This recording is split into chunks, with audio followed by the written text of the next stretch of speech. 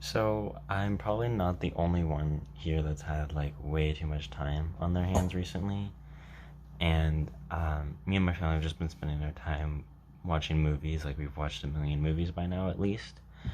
And on like the 30th movie of the week, I was like sitting there and I had like the realization like, wow, there is a million movies about high school and being a teenager in high school. And I was like, why are these movies so huge? Because they have to be huge. If they weren't huge, John Hughes wouldn't be able to make a career based on saying high school sucks, but you're gonna like it later in life. Um, and I guess, like, I don't know. My point is that you don't have to like high school later in life, I don't think. Because you can get something out of high school without enjoying it.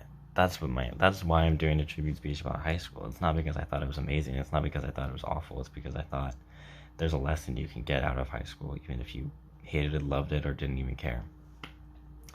So, just to get into the meat of the speech anyway, there's a quote that I think is important from Jodie Foster when she did her commencement speech at the University of Pennsylvania in 2006.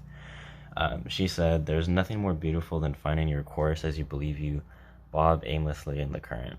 And midway through high school, I thought I had found like that current that I was in.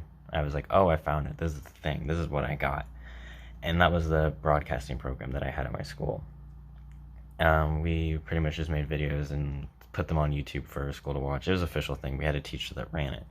And what ended up happening was our principal wanted to disband the program, essentially, and replace it. And none of us wanted that. None of the kids wanted that. We all felt like that was like our big thing. That was our home.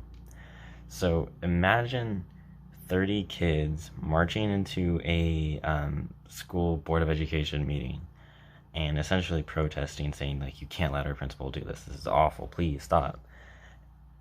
And then like that's literally the plot of a Disney movie, right? Like, but I mean that's just life's predictable. Um, and I learned two things out of that experience. First, I kind of learned that I had a grim outlook on life because I hated everything about my school after that. I was like, wow, you didn't listen to us. But of course, I'm not going to listen to us. We're a bunch of 17-year-old kids. Like, no one wants to listen to that. And then I learned, like, it was a cool experience overall, right? Like, that was the first time that I gave a speech, really. And this is the first and maybe it could be the only time that I got to legitimately stand up for something that I loved and believed in. Like, literally got to protest about something. Like, that was cool.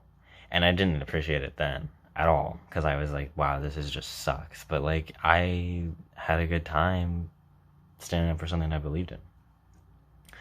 But moving on, that's really the only interesting story that I have from high school. And I feel like that's the problem with all these movies that come out about high school is that you expect it to be something crazy and grand and amazing, but it could just be lame. It could just be boring.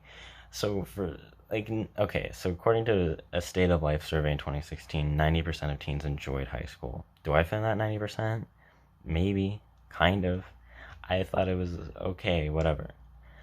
Um, and that's where I really like want to bring the speech together is that I'm attributing high school, but I don't hate it. I don't love it. I think it's important because it lays the foundation for everything else in life. But I think ultimately it just blends into life, and that's the best part of it is that you can make of it what you want. And I made it a learning opportunity rather than this big thing that I appreciate. So I guess that's it. Thank you for listening to the valedictorian speech that I never got to give.